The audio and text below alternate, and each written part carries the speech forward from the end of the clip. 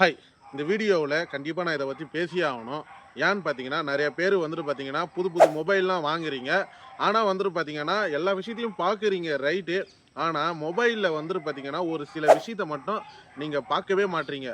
அதுலயும் குறிப்பா நான் சொல்லப் போற இந்த ஒரு விஷயம் மட்டும் நீங்க எத்தனை பேர் பார்த்துருக்கீங்கன்னு சொல்லிட்டு கமெண்ட் பாக்ஸ்ல கமெண்ட் பண்ணுங்க. "இல்ல ப்ரோ, நான் இத பார்த்து தான் நான் மொபைலே வாங்குறேன்" அப்படின்னு சொல்லிட்டு. என்னான்னு பார்த்தீங்கன்னா, அதாவது டிஸ்ப்ளே ரெஃப்ரெஷிங் ரேட். இத பத்தி தான் இந்த வீடியோல நான் டீட்டெயிலா எனக்கு தெரிஞ்ச அளவுக்கு எத்தனை பேர் என்னென்ன மிஸ்டேக் பண்றீங்கன்னு சொல்லி நான் ஷேர் பண்ண போறேன். சரி ப்ரோ, நான் என்னதான் இதுல ஷேர் பண்ண போறேன் பார்த்தீங்கன்னா, நம்ம ஒரு மொபைல இப்ப வாங்க போறோம்னா, நம்ம என்ன பண்ணுவோம்? முதல்ல பார்க்கறது வந்துட்டு பார்த்தீங்கன்னா, டிஸ்ப்ளேயோட சைஸ் பார்ப்போம். ஒரு மொபைலோட டிஸ்ப்ளே சைஸ் பார்ப்போம். 2வது வந்துட்டு பார்த்தீங்கன்னா, அந்த மொபைலோட பேட்டரி லைஃப் பார்ப்போம். இப்போ வந்துட்டு பார்த்தீங்கன்னா, 5000 எம்ஏஹெச் பேட்டரி, 6000 எம்ஏஹெச் பேட்டரின்னு சொல்லிட்டு பேட்டரி லைஃப பார்ப்போம். அதுக்கப்புறம் என்ன பார்ப்போம் வந்துட்டு பார்த்தீங்கன்னா, மொபைலோட கேமராவோட குவாலிட்டிய செக் பண்ணுவோம். சரி, கேமராவோட குவாலிட்டிய செக் பண்ணிட்ட பிறகு, நெக்ஸ்ட் வந்துட்டு என்னப்பா, அதோட வந்துட்டு பார்த்தீங்கன்னா, மொபைலோட ரேமு, அது மட்டும் ரோமு இதெல்லாம் நம்ம செக் பண்ணிடுவோம். செக் பண்ணிட்டு, சரி ஓகே, இது வந்துட்டு இதோட மொபைலோட வெர்ஷன வந்துட்டு பார்த்துட்டு, ஃபைனலா ஃபிக்ஸ் ஆயிடுவோம். ஃபிக்ஸ் ஆயிட்டு ரேட் கட்டுப்படி ஆயிடுச்சுன்னா, நம்ம ஒரு மொபைல பர்ச்சேஸ் பண்ணிடுவோம். இதத்தான் நீங்க பார்ப்பீங்க.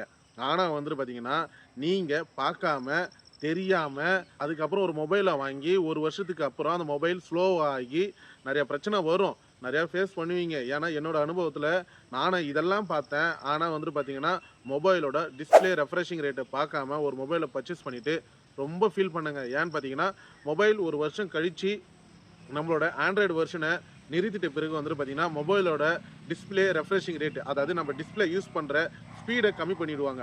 அத பத்தி தான் இந்த வீடியோவுல சின்னதா ஒரு இன்ஃபர்மேஷன நான் ஷேர் பண்ண போறேன். அதுக்கு முன்னாடி இந்த மாரி யூஸ்ஃபுல்லான தகவல நீங்க அடிக்கடிக்கு தெரிஞ்சுக்க விரும்புனீங்கன்னா, நம்ம யூடியூப் சேனல மறக்காம சப்ஸ்கிரைப் பண்ணுங்க. Facebook பேஜ்ல பார்க்குறீங்கன்னா ஃபாலோ பண்ணிக்கங்க. Instagram பேஜ்ல பார்க்கறனாலும் ஃபாலோ பண்ணிக்கங்க. இப்ப வாங்க நம்ம டைரக்ட்டா கன்டென்ட்க்குள்ள போயிடலாம்.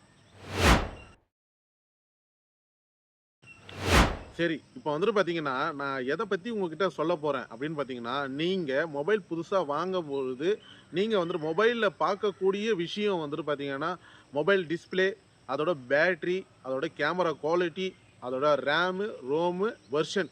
இது கண்டிப்பா நீங்க பார்ப்பீங்க. ஆனா வந்துட்டு பார்த்தீங்கன்னா, இது பார்க்கணும் தான், இல்லன்னு சொல்லல நானு. ஆனா, மொபைலோட டிஸ்ப்ளே ரெஃப்ரெஷிங் ரேட்டு, இது என்னான்னு பார்த்தீங்கன்னா, உங்களோட டிஸ்ப்ளேயோட ஸ்பீடு, வெர்ஷனுக்கு ஏத்தா மாரி ஸ்பீட இன்கிரீஸ் பண்ணி குடுக்கும். இப்ப நான் வந்துட்டு பார்த்தீங்கன்னா, ஒரு சில பேர் மொபைல்லாம் வந்துட்டு 1 வருஷம் கழிச்சு ஹேங் ஆக ஆரம்பிச்சுரும். என்ன இது எதனா ஒண்ணு ஆன் பண்றப்போ வந்துட்டு பார்த்தீங்கன்னா, ஸ்பீடு இருக்காது. அதுக்காக நீங்க என்ன பண்ணுவீங்க தெரியுமா? இதுல வந்துட்டு பார்த்தீங்கன்னா, டெவலப்பர் மோட ஆன் பண்ணி, அதுலோட டிஸ்ப்ளேயோட ரெஃப்ரெஷிங் ரேட்ட ஆன் பண்ணி, அப்படி யூஸ் பண்ணுவீங்க. அந்த மாரி யூஸ் பண்றப்போ வந்துட்டு பார்த்தீங்கன்னா, உங்களோட மொபைல் அதிகமா ஹீட் ஆகும். ஆனா வந்துட்டு பார்த்தீங்கன்னா, நீங்க வாங்கும் பொழுதே நீங்க வந்துட்டு பார்த்தீங்கன்னா, உங்களோட மொபைலோட டிஸ்ப்ளே ரெஃப்ரெஷிங் ரேட் வந்துட்டு பார்த்தீங்கன்னா, இப்ப இருக்கிற காலகட்டத்தில 90க்கு மேல இருந்துச்சுன்னா, அதோட மதிப்பு 90 ஹெச்இசட் அப்படின்னு சொல்லிட்டு டிஸ்ப்ளே ரெஃப்ரெஷிங் ரேட் வந்துட்டு பார்த்தீங்கன்னா, 90க்கு மேல இருந்துச்சுன்னா தாராளமா வாங்குங்க. இப்ப வந்துட்டு பார்த்தீங்கன்னா, இதுக்கு முன்னாடி 2023க்கு முன்னாடியே 60 ரெஃப்ரெஷிங் ரேட்ட தான் கொண்டு வந்திருந்தாங்க. ஆனா, இப்ப வந்துட்டு பார்த்தீங்கன்னா, 90க்கு மேல போயிடுச்சு. அது மட்டும் இல்ல 120 வந்துருச்சு, 160 வந்துடுச்சு, 180 வரைக்கும் இப்ப வந்துட்டு பார்த்தீங்கன்னா, ரீச் பண்ணிட்டாங்க. மொபைல வந்துட்டு பார்த்தீங்கன்னா, அட்வான்ஸ் மோடுல கொண்டு வந்துட்டாங்க. ஆனா, இதுக்கப்புறம் நீங்க ஃபியூச்சர்ல வாங்கும்பொழுது வந்துட்டு பார்த்தீங்கன்னா, முக்கியமா நீங்க பார்க்க வேண்டிய விஷயமே, ஏன்னா லைஃப்ல வந்துட்டு பார்த்தீங்கன்னா, என்னதான் ரேமு, ரோம் இருந்தாலும் நம்ம கிளியர் பண்ணிக்கலாம். ஆனா, மொபைலோட ஸ்பீடு கம்மியாயிடுச்சுன்னா, நீங்க என்ன பண்ணுவீங்க? வெறுத்துருவீங்க. வெறுத்துட்டு புது மொபைலுக்கு பிளான் பண்ணுவீங்க. ஆனா, அதே மொபைல் உங்க மொபைல் எப்பவுமே 1 வருஷம், 2 வருஷம், 3 வருஷம் நீங்க அந்த மொபைல வச்சிருக்கும்போது, ஸ்பீடா இருந்துச்சுன்னா, நம்ம ஏன் புதுசா போயிட்டு மொபைல வாங்க போறோம்? ஆனா, நீங்க வந்துட்டு பார்த்தீங்கன்னா, எல்லாத்தையும் செக் பண்றீங்க.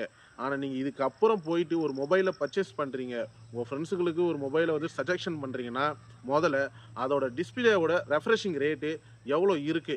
சரி, 90 இருக்குன்னா, அதுக்கேத்த ரேமு, ரோமு பார்த்து வாங்குங்க. 120 இருந்துச்சுன்னா, அதுக்கேத்த ரேமு, ரோமு பார்த்து வாங்குனீங்கன்னா, அதுக்கேத்த ஸ்பீடு இருக்கும். உங்க மொபைலு லைஃப் லாங் நீங்க எவ்வளோ நாளைக்கு கையில வச்சிருந்து யூஸ் பண்றீங்களோ, அவ்வளோ நாள் வந்துட்டு பார்த்தீங்கன்னா, அந்த மொபைல வந்துட்டு பார்த்தீங்கன்னா, நீங்க யூஸ் பண்ணலாம். ஒரு ஹேங் கூட ஆகாதுங்க. அதுக்கு 100% வந்துட்டு பார்த்தீங்கன்னா, என்னோட அனுபவத்தில நானும் இதே மாரி பிரச்சனைய வந்துட்டு பார்த்தீங்கன்னா, ஃபேஸ் பண்ணேன். அதுக்கப்புறம் வந்துட்டு பார்த்தீங்கன்னா, செக் பண்ணதில நான் என்னோட மொபைல்ல வந்துட்டு பார்த்தீங்கன்னா, 60 ரெஃப்ரெஷிங் ரேட் மட்டும் தான் இருந்துச்சு. ஆனா, என்னால வந்துட்டு பார்த்தீங்கன்னா, ஸ்பீடா என்னால யூஸ் பண்ண முடியல. ஆனா ஒரு விஷயம், 6 ஜிபி ரேமு, 128 ஜிபி இன்பில்டோட வாங்குனேன். ஒரு பிரயோஜனத்துக்கு இல்ல. ஏன்னா, மொபைல் ரொம்ப ஸ்லோவா இருக்கு.